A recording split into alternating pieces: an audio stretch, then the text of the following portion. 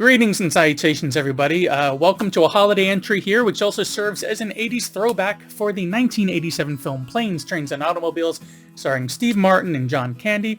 And this one is written and directed by John Hughes, an entry which doesn't revolve around teenagers, which is probably, what he's most known for due to the popularity of films like 16 Candles and Breakfast Club and Weird Science, just to name a few. But as far as this film goes, the synopsis is as follows. A Chicago advertising man must struggle to travel home from New York for Thanksgiving, with a lovable oaf of a shower curtain ring salesman as his only companion. Now, we don't seem to have a lot of Thanksgiving films in general, it feels like, as it is specifically an American holiday, and it would kind of be a hard sell overseas, I would assume.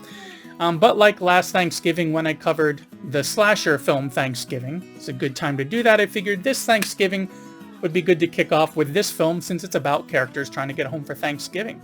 And, this is one that I figure it's kind of like a borderline forgotten 80s film because, and I say borderline because previously there's a long time where I didn't really hear many people talking about this film. It seemed to kind of fade away, but just in the last couple of years, I'm seeing a little bit more about this kind of being rediscovered, especially by reaction channels on YouTube.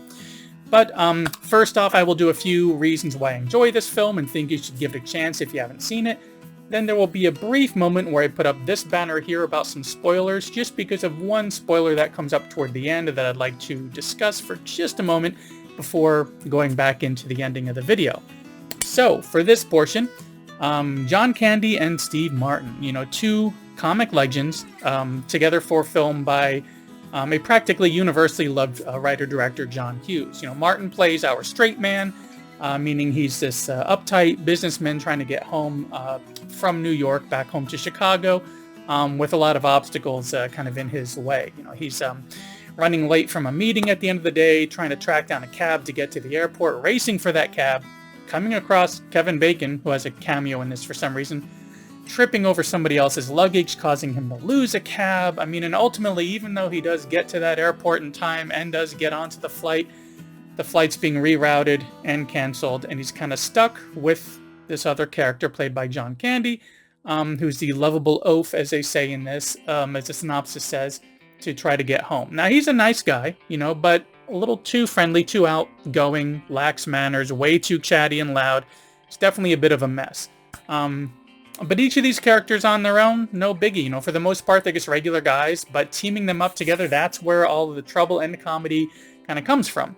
After they keep having things getting in both their ways to just get to their respective destinations.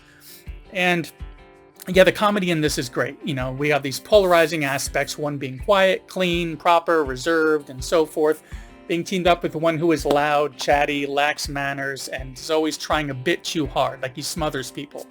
Situation after situation this duo comes across as they keep trying to find another way to get home, and having something get in the way really does give us a lot of great comedy because of the absurdity about how hard it is for them to get home and just how their personalities completely clash.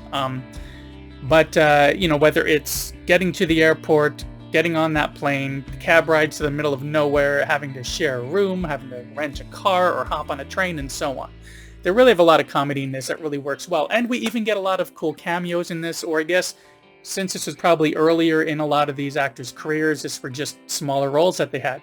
Like, for instance, Michael McKean shows up briefly, as well as Dylan Baker, playing a role very different from what I normally see him in. The previous mentioned Kevin Bacon, and especially Edie McClurg, who you might remember from films such as Ferris Bueller's Day Off or Elvira's Mistress of the Dark. She's in a scene which appears to be solely responsible for upping this film's rating from a PG-13 to a hard R just for that language alone. I believe there's about 18 F-bombs in less than a minute in a very memorable scene. And heck, we even get the blood-sucking lawyer from Jurassic Park showing up in a little role in this one.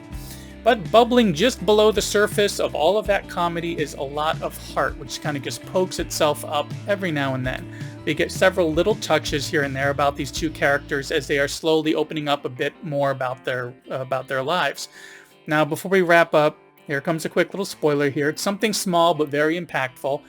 If you have already seen this, stick around and hear my thoughts on it. If you haven't and you are concerned about spoilers, just fast forward past this little banner or watch the film and come back and finish this video afterward. So, as for that spoiler, that revelation toward the end of John Candy's character being homeless and that his wife had passed away is a great touch, because I feel like it was the only way to really wrap up this road trip misadventure of theirs. You know, we already had some really great comedy. We had exhaustive downturns downturns of events for both of these characters, trying to get them where they need to go. More obstacles and more comedy probably couldn't really land this plane. No pun intended. Well, no, I'll take that pun. Probably couldn't really land this plane, and something with heart really was needed. This really emotional revelation, of which neither of them caused, meaning one didn't cause an issue which then got us that emotional response.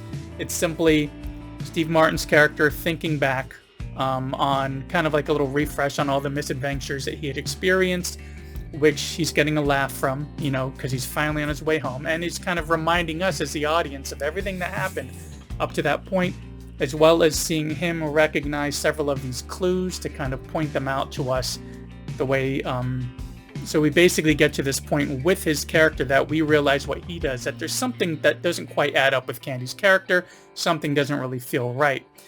So that turnaround, that worrying if he's just going to have another delay getting home, and the revelation that Candy's character is not well. You know, like I said, homeless, wife is dead, he's just been kind of traveling from place to place. You know, we have that locked in, sealed tight, and that heartbreak turns to a very warm closing scene. So let me go ahead and take this banner down here. I just wanted to mention that one little part there, because I really feel like with this film, the mix of very outlandish and subtle comedy, the polar opposites of Candy and Martin in this, and the sheer amount of the kinds of obstacles coming up.